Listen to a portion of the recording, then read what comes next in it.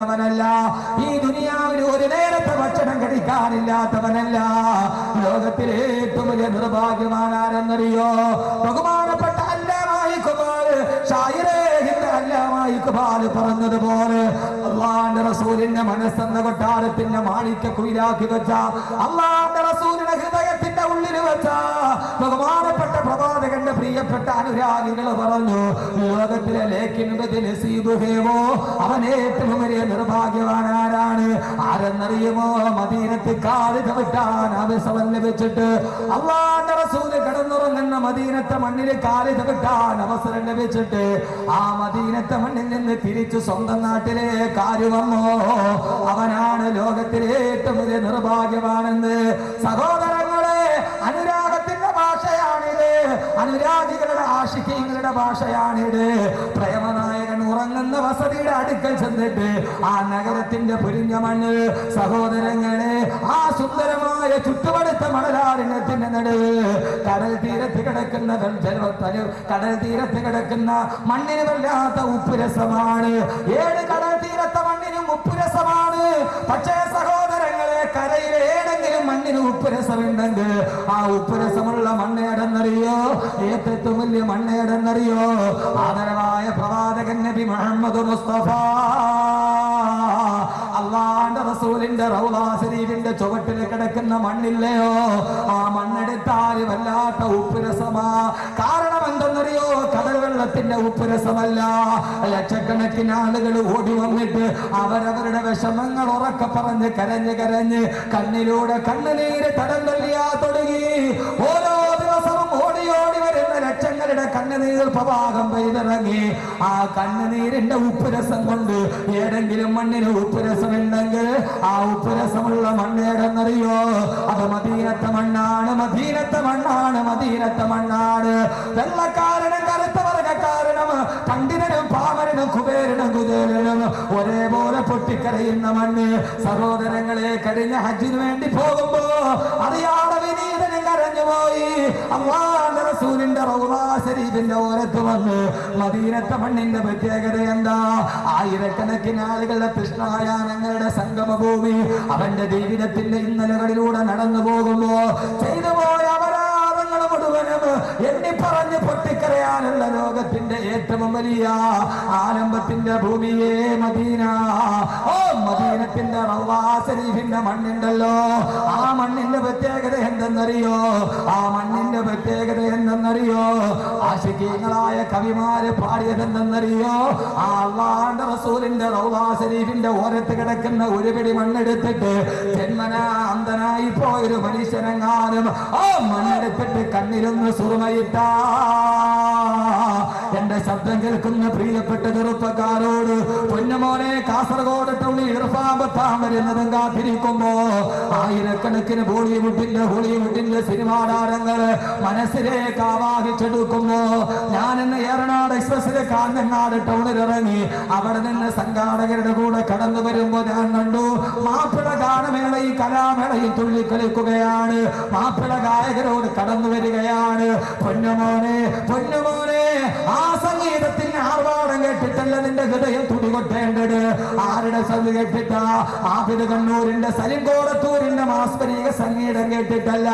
പൊന്നുമോനെ, നിന്റെ ഹൃദയം നിറക്കണം, നിന്റെ കണ്ണ് തുടിക്കണം, നിന്റെ കണ്ണിലൂടെ കണ്ണുനീര് തടം തല്ലിയാ തൊടുകണം. എപ്പോഴെന്നറിയോ?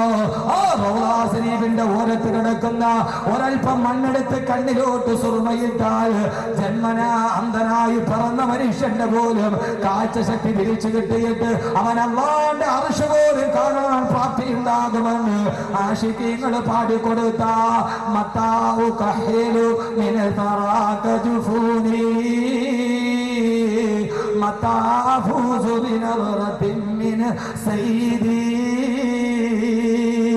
അല്ലാഹുവിന്റെ റസൂലിന്റെ റൗളാ ശരീഫിന്റെ ചാരത്ത് കിടക്കുന്ന ഒരു പിടി മണ്ണെടുത്തിട്ട് എനിക്കപ്പോഴാണ് ഒന്ന് കണ്ണിന് സുറുമയിടാൻ കഴിയുന്നതെന്ന് ആശികീങ്ങള് പാടിപ്പോയൊരു നഗരമുണ്ടോ?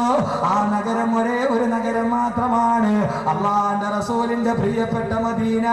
അല്ലാഹുവിന്റെ റസൂലിന്റെ ലോകത്തിന്റെ ഈമാനിന്റെ ക്യാപിറ്റൽ സിറ്റി മദീനത്തുൽ മുനവ്വറ. ഓ, മദീന മദീനത്തുൽ മുനവ്വറയിൽ ഒന്ന് കാല് ചവിട്ടിയിട്ട് ആ മദീനയിൽ നിന്ന് തിരിച്ചു സ്വന്തം നാട്ടിലോട്ട് തിരിച്ചു വന്നവന് ഹദ്ദാദ് നഗറിലോ മൗവലിലോ പൗവലിലോ ഈ കാസർഗോഡേക്ക് തിരിച്ചു വന്നവന് അവൻ ലോകത്തിലെ ഏറ്റവും വലിയ നിർഭാഗ്യവാനാ. കാരണം എന്തെന്നറിയോ? സഹോദരങ്ങളെ, ജീവിതത്തിൽ കൈവെള്ളയിൽ വന്ന ഭാഗ്യം നഷ്ടപ്പെടുത്തിയവനാ, കൈവെള്ളയിലുള്ള ഭാഗ്യം നഷ്ടപ്പെടുത്തിയവനാ. ആ ഭാഗ്യമൊത്തപ്പോ കഴിഞ്ഞ ഹജ്ജിന് പോയപ്പോ എന്റെ കൂടെ 206 ഹാജിമാരുണ്ട്. മദീനത്ത് വെച്ച് അവർക്ക് ക്ലാസ് എടുക്കുമ്പോ അവസാനം റസൂലുള്ളാഹിയുടെ റൗള ശരീഫ് കാണാം. ഹോട്ടൽ മുറിയിലിരുന്ന ആ റസൂലുള്ളാഹിയുടെ ഖുബ്ബത്തുൽ ഖദറാ കാണാം. പച്ചക്കുപ്പ കണ്ടുകൊണ്ട് ഹാജിമാർക്ക് ക്ലാസ് എടുക്കുമ്പോ അവരോട് ഞാൻ പറഞ്ഞു പോയി, നിങ്ങൾ ദുആ ചെയ്യണേ, നിങ്ങൾ ദുആ ചെയ്യണേ, നിങ്ങൾ ദുആ ചെയ്യണേ. എന്തിനാണ് ഉസ്താദേ ദുആ ചെയ്യുന്നത്?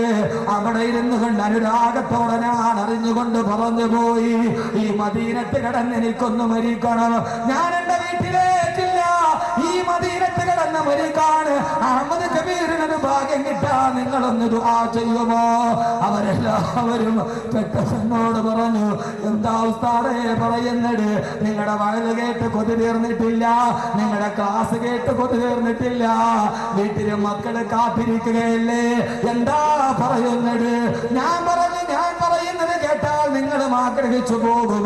എന്നിട്ട് ഞാൻ അല്ലാഹുവിന്റെ റസൂലിന്റെ ഒരു ഹദീസ് പറഞ്ഞു. എന്റെ പുണ്യമദീന തുടങ്ങുകയാണ്. ആ മദീനത്തിന്റെ ഏറ്റവും വലിയ പ്രാമുഖ്യം ഏതെന്നറിയോ? പൊന്നു സഹോദരങ്ങളെ, സഹോദരിമാരെ, അല്ലാഹുവിന്റെ റസൂൽ പറഞ്ഞതല്ല, ഇവിടെ നിന്ന് ഗൾഫിലോട്ട് പോകുന്നത് ജീവിക്കാനാ, ഇവിടെ നിന്ന് ബഹ്റൈനിലോട്ട് പോകുന്നത് ജീവിക്കാനാ, ഇവിടെ നിന്ന് സൗദിയിലേക്ക് പോകുന്നത് ജീവിക്കാനാ, ഇവിടെ നിന്ന് ഷാർജയിൽ പോകുന്നത് ജീവിതം കരിപ്പിടിപ്പിക്കാനാ, ഇവിടെ നിന്ന് അബൂദബിയിൽ പോകുന്നത് ജീവിക്കാൻ വേണ്ടിയാ.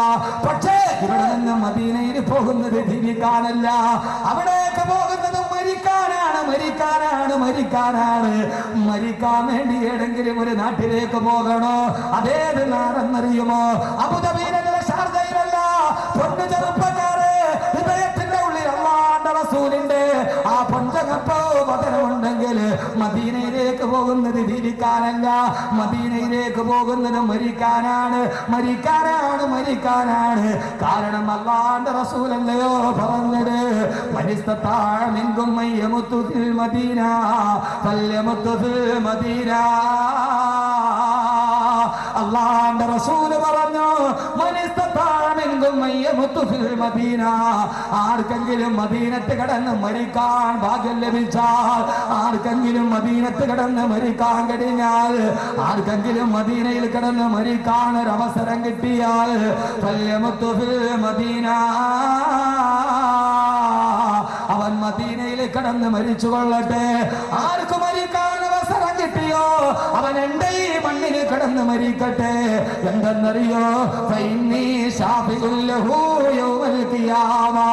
നാളെ പരലോകത്ത് അവന് വേണ്ടി സ്വർഗത്തിന് ഞാൻ ശുപാർശ ചെയ്യുമെന്ന്.